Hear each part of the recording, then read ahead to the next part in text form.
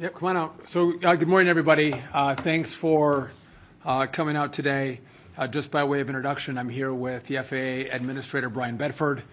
I'm also here with Lisa Ellman, CEO of the Commercial Drone Alliance, and Heather Lee, the COO of AUVSI. We were talking before we came out how excited we are. They said that they've been waiting for years for this announcement. So we're excited about what we're going to announce today. We are going to unleash American drone dominance.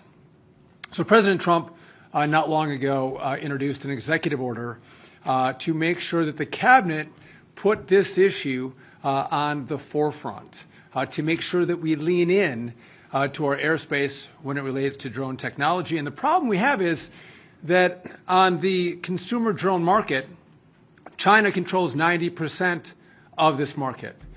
And the problem with that is we're turning over our skies to one of our main adversaries. Huge problem, and it's going to happen no longer.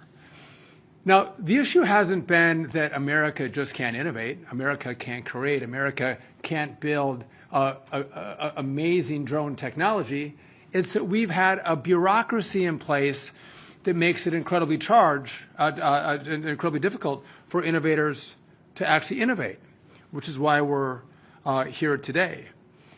This department, along with the FAA, understands how important unmanned aircraft systems are for the 21st century. It's going to change the way that people and products move throughout our airspace. And again, so you may change the way you get your Amazon package. You may get a Starbucks cup of coffee from a drone. The way you get your products will fundamentally change. But what's even more important than that is the impact that it's going to have on manufacturing, on farming, on energy production, filmmaking, medical delivery. Industry needs this rule to make sure they can use this technology that's going to allow them to do business more efficiently and effectively. And I think it's only right that America lead, because we have led in aviation since the very beginning, from the Wright brothers to Chuck Yeager, Pan Am, TWA, the jet age, all American. We are now going to also lead in the drone space as well. And so what we're here to announce today, and Administrator Bedford is going to go into some more details, but we are announcing a new rule to normalize beyond visual line of sight, or BVLOS as it's called. Operators in the past would have to get individual waivers to operate these drones. Very complicated. They were issued on a case-by-case basis. And because of that complication, I don't think we saw the innovation that we should have in America. So with this rule, we are going to eliminate that prior process, and the approval will be done in a far different way. The rules are going to completely change in the way that drone use is going to be approved. And what this is going to do is, again, allow our innovators and businesses to continue to create and innovate and change the way our industry works with the use of these drones. And by the way, we're talking about the commercial use of these drones. Obviously, we look at the rest of the world and how drones are used in another capacity, also very important. But again, this is the commercial use of how these drones can change industry. And I would just note that we work very closely. We partner with our other allies in government on how do we do this the right way? How do we put safety first, the American people first? And so those conversations have been had. But this new rule will enhance safety by requiring safe separation from other drones in unmanned aircraft, if you're going to get a license to fly these. And it's going to require collision avoidance technology. We're also partnering with TSA to ensure that operations supervisors and flight coordinators are properly vetted. We want to make sure the TSA looks at who's operating these, what kind of background do they have, and make sure we have the right people, the good people, operating these drones. And so TSA has been a great partner. We're excited about this announcement today. This has been a long time coming. This was not thought up in the last 7 months. This has been going on for well over 4 or 5 years, this conversation.